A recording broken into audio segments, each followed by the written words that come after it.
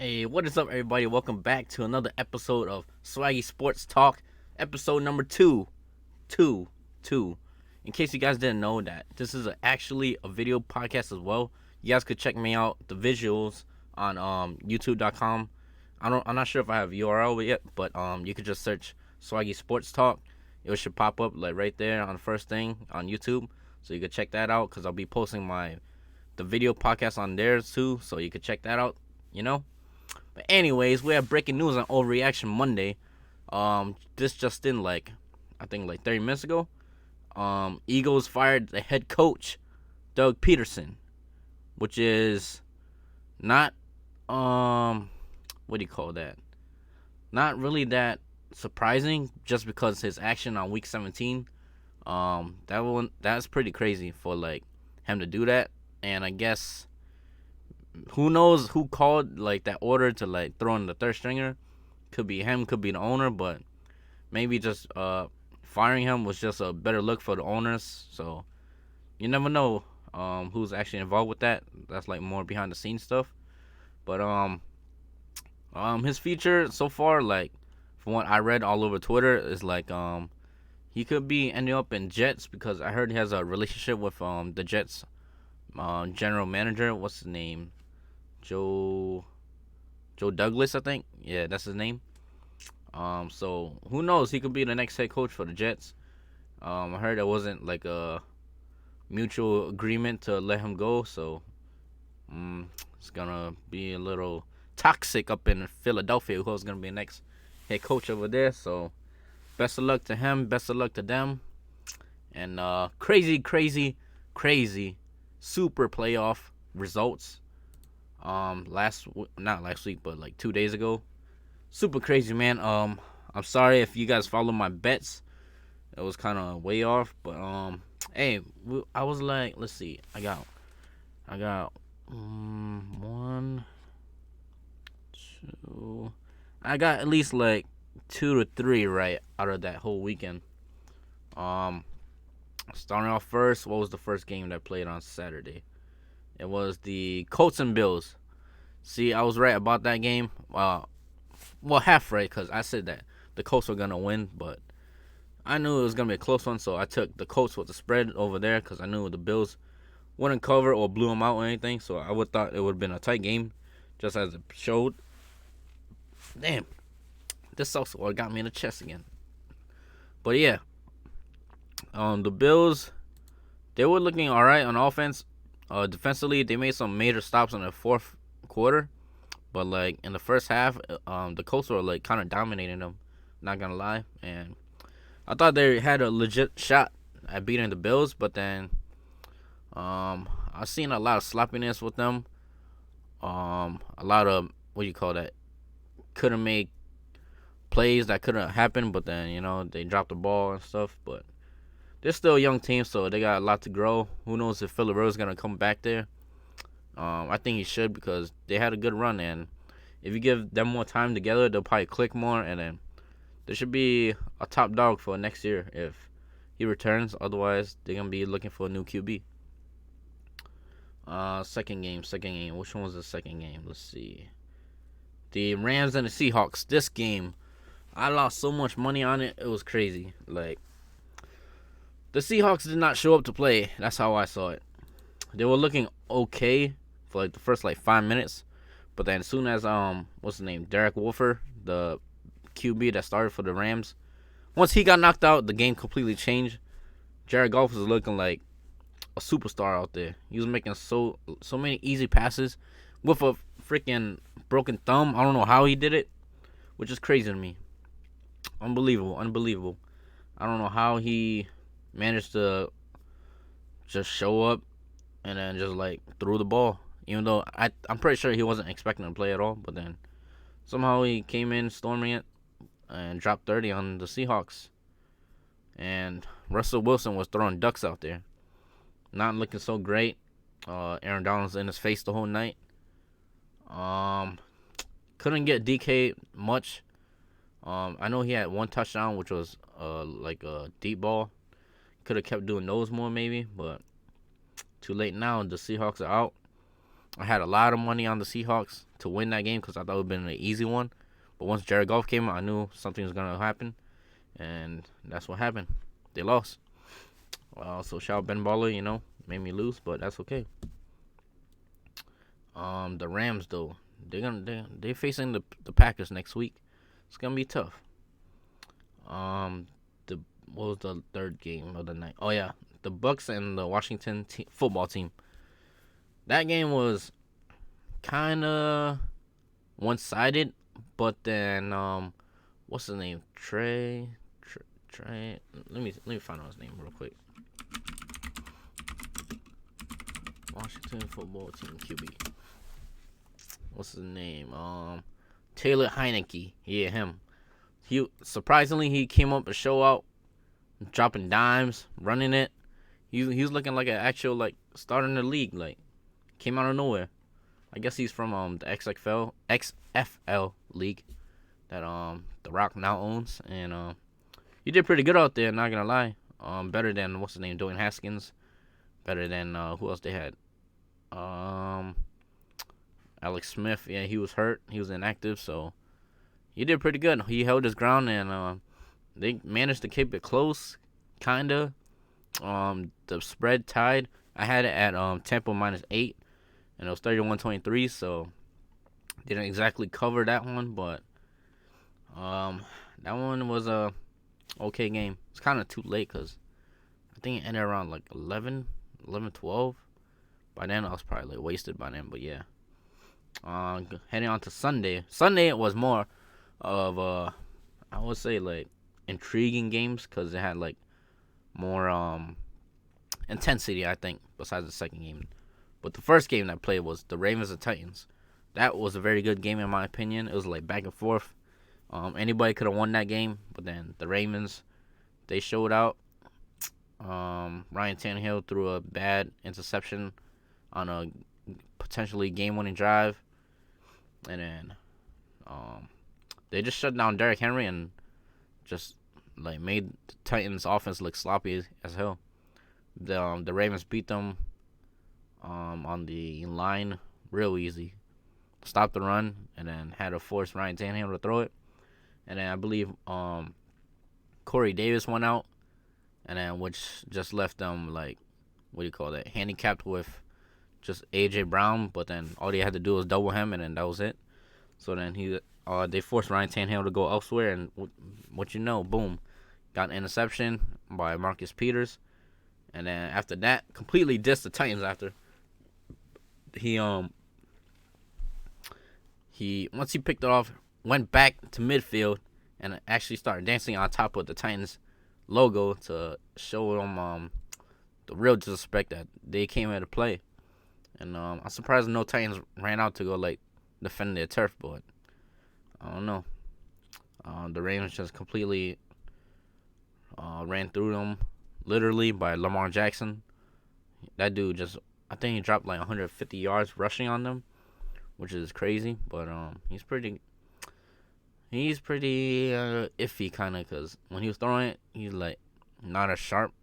I think he threw a floating duck up there, got picked off in the first couple drives, and I thought that was gonna be how he was gonna be for the rest of the game, but I guess not.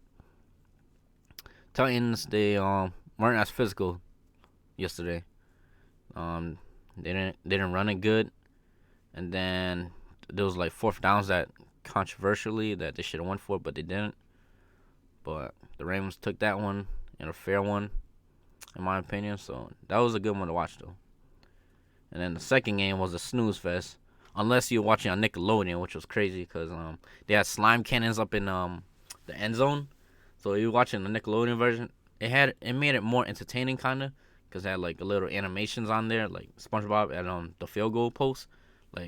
When they attempt a field goal, you'll see his face glowing out of nowhere inside the field goal post. If you guys can see it, you can probably search that up on YouTube as well. The Saints completely dominated the Bears easily. The Bears, they're a head case. The opening play, the first couple drives, Mitch, the MVP winner, which was the Nickelodeon valuable player or something like that. But anyways, He threw like a deep ball to number 83. I don't know his name. Completely wide open. The ball hit him right in the chest and went right through his hands. That could have been a touchdown and like set the tone almost to like have the momentum of like trying to win. But after that happened, they just couldn't do nothing. They just, I don't know. I think they need to fire the head coach, but like I don't think like the ownership wants to do that. But in my opinion, it's not. If you actually watch the game, it's not Mitch Trubisky's fault. It's actually the coaching's fault. Like the way they try to recall plays and whatnot doesn't make sense at all. They were on the first half, 2-minute warning. The Bears had the ball first, trying to drive it down, and all they did on first and second was run the ball. Who runs the ball on a 2-minute drill? Who does that? Who does that? Tell me that. Besides Anthony Lynn, but I'm not sure how many coaches does that. But he needs to get fired. Matt Nagy, I think that's the name. He needs to get fired ASAP. The Bears need a new head coach. That's just like a complete failure system over there. I don't even know how they got in the playoffs. They don't deserve to be in the playoffs, to be honest. Probably would have been more entertaining if somebody else went in. I forgot who was like tied up with them, but yeah, the Bears got outclassed by the Saints. The Saints are just the Saints, I guess. Like, you know what you're gonna get from them. Nothing surprising. Drew Brees was looking okay out there. Taysom Hill threw like a bad interception. Like, the Bears could like, they had so many opportunities to come back, but they couldn't do nothing. So, that was it for that pretty much. And then the third game was the most wildest game of the freaking night. The Bears at the Steelers. No, not the Bears. The Browns at the Steelers. The Browns. Who would have thought? Who would have thought? I actually lost this bet too, but then I made up for it because I did a live bet on the Browns. Okay, let's start off with the first quarter, which was probably like the most important quarter, or like the quarter of the game actually, because they came out hot. The Steelers look like they should have started their starters last week, and I probably benched them like during halftime or whatever, because they were out of sync, like off rip. What's the name? One of the Pouncey brothers, the center, bad snap to Big Ben, opening drive, went over Big Ben's head and went straight in the end zone, recovered by the Browns. Boom. That's 7 right there for the Browns. So they already got the momentum on, especially the bad juju put on the Steelers by saying that the Browns are the Browns, which sparked the fire in the Browns locker room. So they were kind of hot about that. So that like made the game more intense right there. After that, Big Ben was just not looking like himself, just throwing ducks out there. Got like, I think 3 or 4 interceptions, and then they just got like dominated. Like they off defensively, the Steelers couldn't stop the run. The Browns were running all over them like nothing. Kareem Hunt and Nick Chubb, they were looking like the Space Jam monsters. I don't know if you guys ever seen that. That one's pretty crazy. Like nobody was stopping them at all. It took like, even with like 3 guys trying to tackle them, still got in the end zone somehow. And the Browns just completely dominated, steamrolled the Steelers, 28-0 in the first quarter. The first quarter. Think about that. And then after that, the Browns just played keep away for a little bit. The Steelers almost came back, but never really had a chance. The Cleveland Browns are hot right now, offensively and defensively. So especially since they're gonna have their head coach back tomorrow. I mean, not tomorrow. This following week against Kansas City. They're gonna be having all the momentum going in, so they might actually have a chance against the Chiefs. Who knows? But that was it for the wildcard weekend, and now this week it's gonna be a divisional round. We got the Browns versus the Chiefs, the Ravens versus the Bills, the Rams against the Packers, and the Buccaneers against the Saints. Now, since it's still early, but I'll make my prediction right now. I'm gonna say right now it's crazy because the Chiefs give 10 to the Cleveland Browns. That's a lot, especially for a playoff game. I mean, of course, the Chiefs are like 100% healthy right now. Like, I'm pretty sure they don't have any injuries, so they can come out fresh. Especially, I think they haven't played in like 2 weeks now, like their main starters. But I like the Browns with the spread. I don't think Chiefs will cover. 10 is kind of too much, especially in a divisional round. So I think that'll be a good high-scoring game, maybe. I like the over on there, 56, kind of a lot, but I'll take it anyways, you know. And then we have the Ravens against the Bills. That one is gonna be a heavyweight matchup. Like, I feel like every time the Ravens play, they always in like a knockout for knockout type of fight in every football game they play. That one's a tough one to call, but I like the Ravens just cause I don't know, I just can't commit to Josh Allen for some reason. Like, I can't buy into the hype, but I'll take Lamar over the Bills. I think defensively they should be stronger than the Bills, I think. And I think they're gonna have trouble trying to stop Lamar Jackson. Especially, I think, is it John Harbaugh? He's been in this situation a lot. Been in a lot of the playoff matches, so I feel like that experience is gonna come into play. So I got the Ravens in that, a close one. I think, yeah, the Bills only give 2.5, so I'll probably money line the Ravens on that one.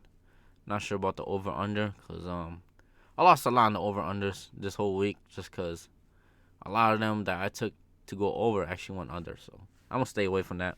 But I like the Ravens in that matchup for now. And now on the NFC side, we have the Rams against the Packers. That one, I got the, like, it seems so easy to bet against the Rams, but it's not, because, like, I don't know, you might get a reality check, like, what the Seahawks got. Like, I thought the Seahawks was going to win easily, but got that wrong. But I got the Packers in that one. I think they should put up some numbers, maybe, especially since dinged up Aaron Donald. I heard he's playing, but of course, if he's not 100%, how much of a factor is he? You know. So for now, I got Aaron Rodgers and the Packers -7. I don't. Yeah, I think that's fair. 7. Yeah, I think they should cover 7. Who knows what the Rams could do offensively, especially in the cold. Let's see what I feel like once you stop their running game, Cam Akers. Once you stop him, I don't think Jared Goff will be doing anything. And then the last matchup we have the Buccaneers and the Saints. That one's gonna be a good one, divisional matchup again.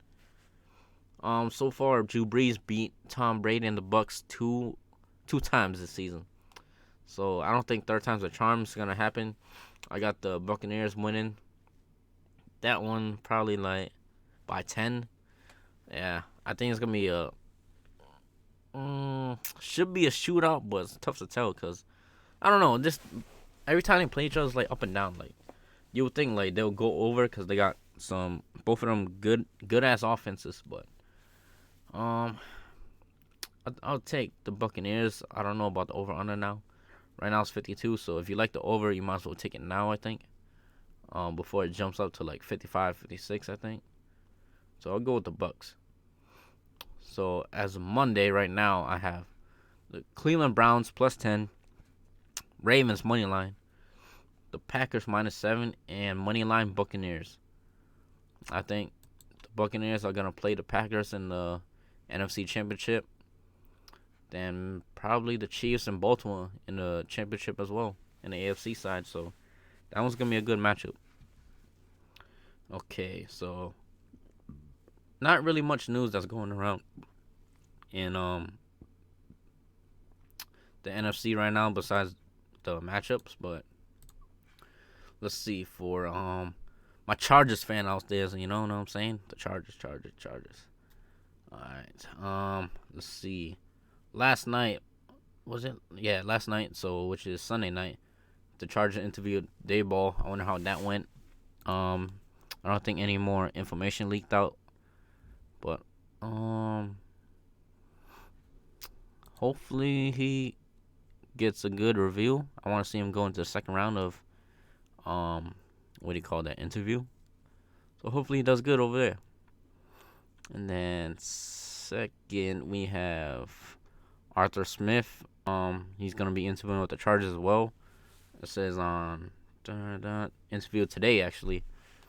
So Arthur Smith from the Titans, offensive coordinator, is gonna be interviewing with the Jets, Falcons, and Chargers today. So I think he's okay. I'm not a huge fan just because I don't like that run type offense. I like that heavy pass. Like I want Justin Herbert to flourish as like Pat Mahomes.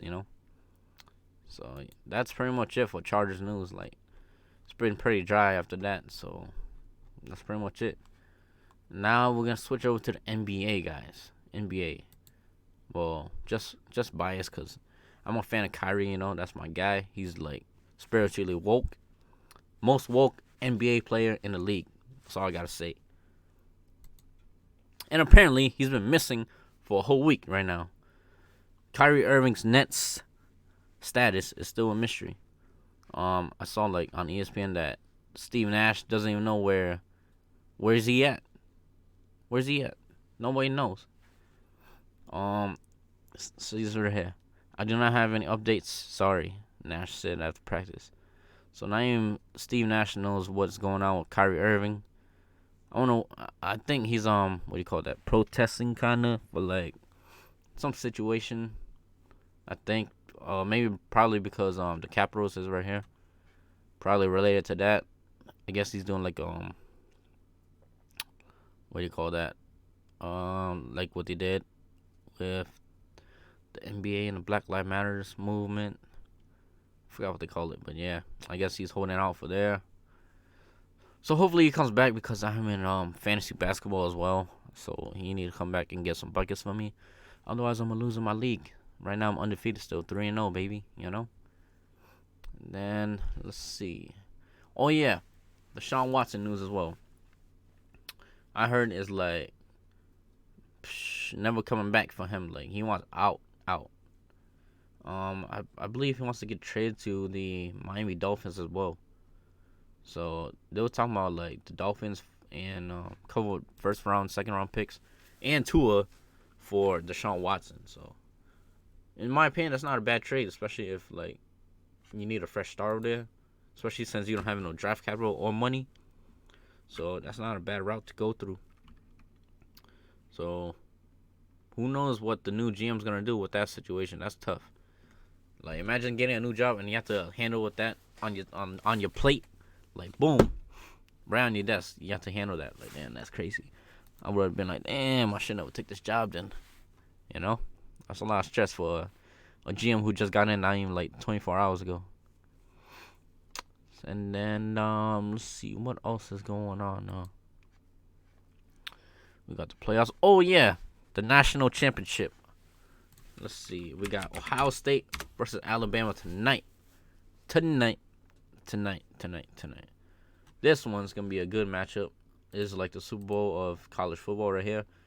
Two undefeated teams, two highly known, big name college football head coaches. Right now the spread Alabama gets 9. I believe it opened up at like 6 or 7. Now it just shot up like crazy. I don't know why, but I got Ohio State straight up, like no spread, just straight up money line. That's how confident I am. Maybe I'm just biased because I'm a huge Ohio State fan. So I'm riding with Ohio State over Alabama. I always hated Alabama for some reason. I think it was because when Urban Meyer was in Florida and Tim Tebow was there, they always had to like play Alabama for a national championship. So I was always rooting against Alabama. So same thing, nothing changed. Justin Fields, my guy. I'm gonna ride with him. I got Ohio State winning probably like 54-42. Yes, it's gonna be a super high scoring. That's all I see. So that's pretty much it. So I'm gonna be tuned into that. Maybe make another episode about the recap of that game. Who knows? We'll see. But I got Justin Fields though. And it says, oh, I thought it said Justin Fields is hurt for a second. I'm about to say, like, if he's hurt, I don't know if they're gonna win. But if he's fully healthy, I got him. But I'm gonna watch that one tonight. That should be a good matchup. And also, guys, there's UFC this week, I believe. This Saturday. It should be a UFC fight night, right? Yes. Okay, so we got Max Holloway against Calvin Kattar. That one is a good matchup, especially for UFC fight night. Yep, Saturday. I'm gonna be tuning on that one. Starts at 3. Wow, that's early. But yeah, guys, I'm gonna make another episode of the UFC fights with my boy MK. So if you guys tune in to next episode 3, it should be, unless I make another one, but who knows. But episode 3 for now. Me and my boy MK are gonna make a Zoom call fight podcast about this matchup and the Conor McGregor fight coming up. And that should be dropping maybe Thursday or Friday. So make sure you guys stay tuned. Make sure you guys subscribe to my YouTube and subscribe to my podcast on Spotify as well. That one's gonna be a good one. I'm telling you guys right now. Me and him are both like fight heads heavy, you know. Both of us is like heavy in the fighting game. Got Dustin Poirier versus Conor McGregor. That was a good one. I'm not gonna let you guys know who I think is gonna win. You guys have to tune in for Thursday's episode. But that's gonna be it, guys. The full recap right there. Hope you guys enjoyed it. Don't forget to like, comment, subscribe down below on the YouTube. Rate my podcast 5 stars on Spotify. I think it should be dropping on Apple soon too. So make sure you guys stay tuned for that. And always keep it swaggy, guys. I am out. Peace.